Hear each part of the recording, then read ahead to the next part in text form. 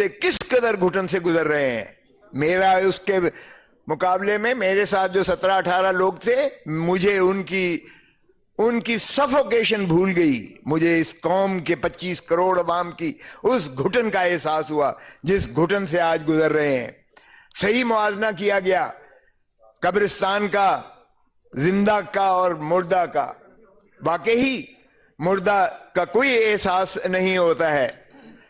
زندہ قومیں, آپ جیسی زندہ ماشاءاللہ قومیں, یہ گھٹن کے اس توڑ کے پھینکیں گی انشاءاللہ. آپ دیکھیں گے انشاءاللہ.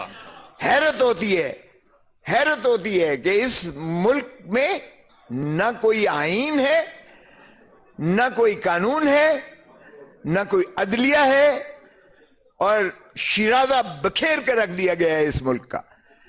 جس شخص نے یعنی اس ملک کو ایٹم بام دیا تو ہینری کسنگر نے دھمکی دی اسے کہ بھٹو تم باز آ جاؤ, اس کو بند کر دو پروگرام کو, ورنہ تمہیں عبرت کا نشان بنائیں گے.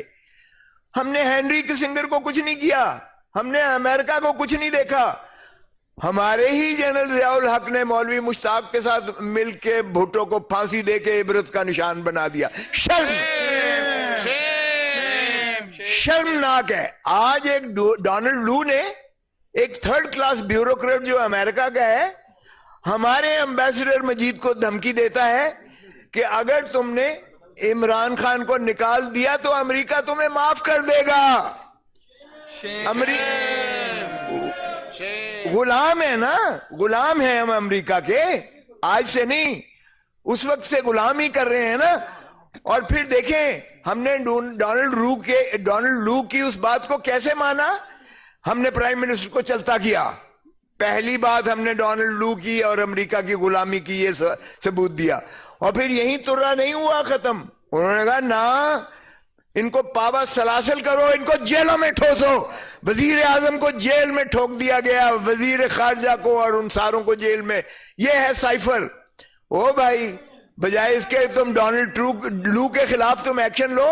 تمہاری نیشنل سیکیورٹی کاؤنسل نے دو مرتبہ کہا blatant interference into the affairs of Pakistan.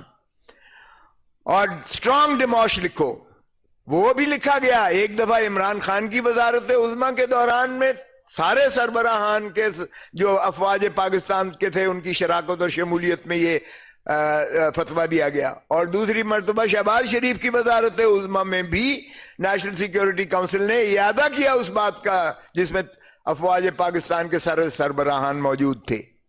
اور اس وقت سابقہ وزیر اعظم, اس نے جا کے نیشنل اسمبلی میں کہا کہ یہ سائفر ایک حقیقت ہے جو پاکستان کی جو ہے مداخلت ہوئی ہے, لیکن سازش نہیں ہوئی ہے. وہ بھائی سازش اور کیا ہوتی ہے؟ امریکہ کی غلامی کرتے ہو. اور سازش کیا ہوتی ہے؟ ہینری کسنگر کے کہنے پر بھٹو کو پھانسی دیتے ہوتے ہو. اور کیا سازش ہوتی ہے؟ امریکہ کے ڈونلڈ لو ایک تھرڈ کلاس جو ہے بیوروکریٹ کے کہنے پر جو ہے تم اپنے وزیر اعظم کو چلتا کرے ہو. اور سازش کیا ہوتی ہے؟ تم نے وزیر اعظم اور وزیر خارجہ کو اندر رکھا ہوا ہے, پاوا سلاسل کیا ہوا ہے. اور غلامی کیا ہوتی ہے؟ وہ کون سا اس میں کہتے ہیں آفیشل سیکریسی ایکٹ. وہ سیکریسی ایکٹ جو صدر نے سائن ہی نہیں کیا, آپ نے اس کو چلے قانون بنا دیا. او بھائی, اس میں کون سی سازش ہے؟ بتا تو دو کہ پاکستان کا کون سا جو ہے دفاع کو اس خط کے مندرجات نے زک پہنچائی ہے. کون سا دشمن کے ہاتھ میں آپ نے ایسا ہتھیار دے دیا ہے اس خط کے ذریعے جس میں ڈونلڈ لو کہہ رہا ہے کہ عمران خان کو نکالو گے تو معافی ملے گی. اس میں کون سی پاکستان کا دفاع خطرے میں پڑ گیا ہے؟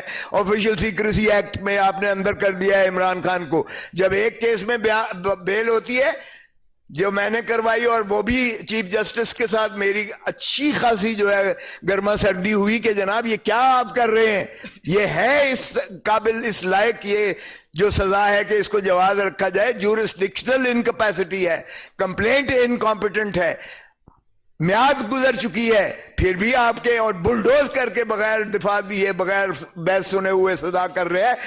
سپریم کورٹ نے آبزرویشن دی کہ کون سی بھائی ایسی جلدی تھی. اس میں جب دیا اور میں جب اس سے نکلا کہ میں نے کہا جو آپ نے فیصلہ کرنا کیجئے گا, میں تو جا رہا ہوں.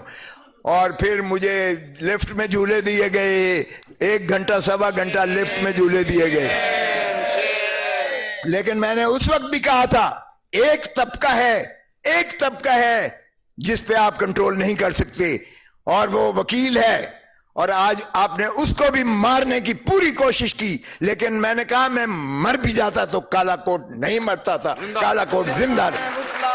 زندہ ہے وکلا, زندہ ہے, زندہ ہے وکلا, زندہ ہے وکلا, زندہ ہے, زندہ ہے وکلا, زندہ ہے, تو زندہ ہے, زندہ ہے. ہم تمہارے ساتھ ہیں, ہم تمہارے ساتھ ہیں, ہم تمہارے ساتھ ہیں. تو یہ کیا سمجھتے ہیں, اس طرح سے کیا آپ وکیل کی آواز کو دبا دیں گے؟ کیا آپ کا خیال ہے اس طرح سے وکیل جو ہے دبک کے گھر میں بیٹھ کے چھپ جائے گا؟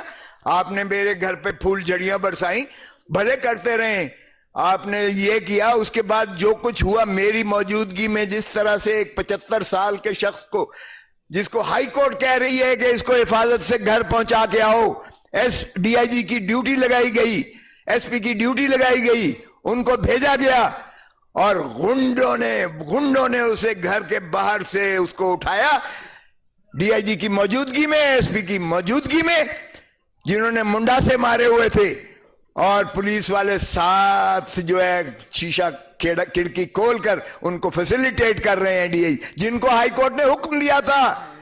یہ ہے ہمارا کیا, اس نہج پہ ہم پہنچ گئے ہیں کہ ہم عدالت عالیہ کے ان احکامات کو اس طرح ہوا میں بکھیر کر پھینکیں گے, اور یہ سمجھتے ہیں کہ یہ قوم اور یہ عوام جو ہے یہ اندھے ہیں, کیا یہ گونگے ہیں, کیا یہ بہرے ہیں, کیا ان کو کوئی شعور عقل نہیں ہے کہ یہ نہیں سمجھ رہے کیا ہو رہا ہے اس ملک میں؟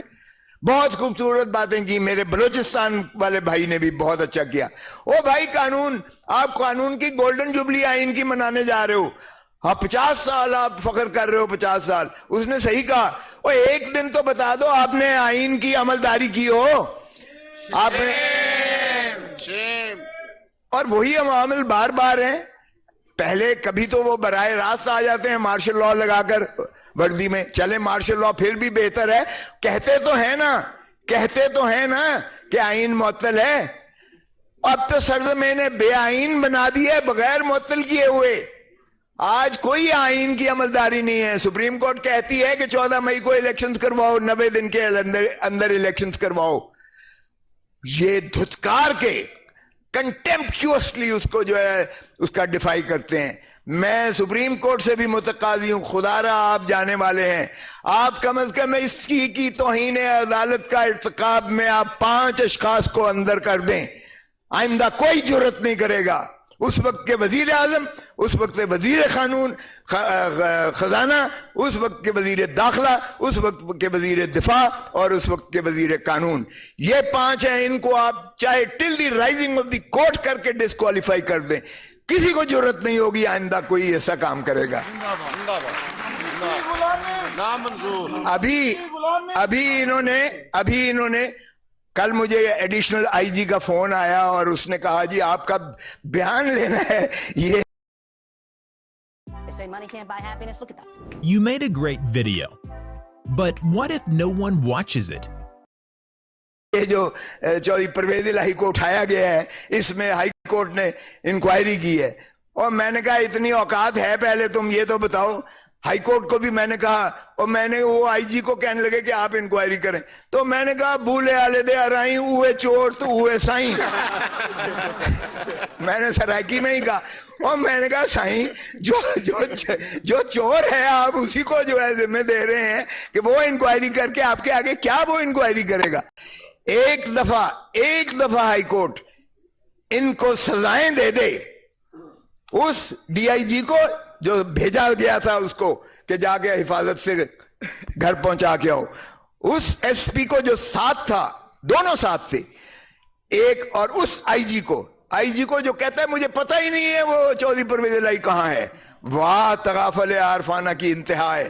میں کہتا ہوں ان 3 کو ایک دفعہ ہائی کورٹ توہین عدالت میں سزا کر دے. آئندہ کوئی احکامات پولیس والا ماننے کے لیے تیار نہیں ہوگا, کوئی نہیں کرے گا, اس لیے کہ ہر کوئی اپنی جو ہے وہ دیکھتا ہے, اپنا دفاع کرتا ہے, اپنا بچاؤ کرتا ہے. اور یہ غلامی کیوں کرتے ہیں؟ قائد اعظم محمد علی جناح نے 48 میں تقریر کرتے ہوئے بیوروکریٹس کو کہا تھا کہ بھائی دیکھو, حکومتیں آتی جاتی رہنی ہیں, تم ریاست کے ملازم ہو, تم نے وہ کام کرنا ہے جو ریاست, آئین, قانون آپ کو جو ہے جو اختیار دیتا ہے, جو آپ سے تقاضا کرتا ہے.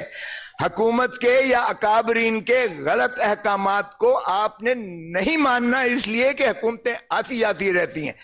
ہم نے اپنی ریاست کو بدقسمتی سے, جو ریاست کی تعریف جو آئین میں کی گئی ہے وہ عوام ہیں, جس طرح کہا کہ عوام ہی یہاں اپنے حق کے ووٹ کے ذریعے اپنے ایوان بناتے ہیں, پارلیمان بناتے ہیں, اسمبلیاں بناتی ہیں, اور وہیں سے مترشح ہوتی ہیں حکومتیں. یہی ریاست ہے, یہی ریاست ہے. اس میں نہ افواج پاکستان ہے, اس میں نہ عدلیہ ہے, اس میں نہ کوئی انتظامیہ ہے, اس میں کوئی اور کی گنجائش نہیں ہے. یہ ہے ریاست. اور آئین کے آرٹیکل 5 میں کہا گیا وفاداری ریاست کی, یعنی وفاداری آئین کی اور پاسداری اس کی کانسٹیٹیوشن کی, آئین کی اور قانون کی. اس میں کہیں کسی اور طبقے کا ذکر نہیں ہے.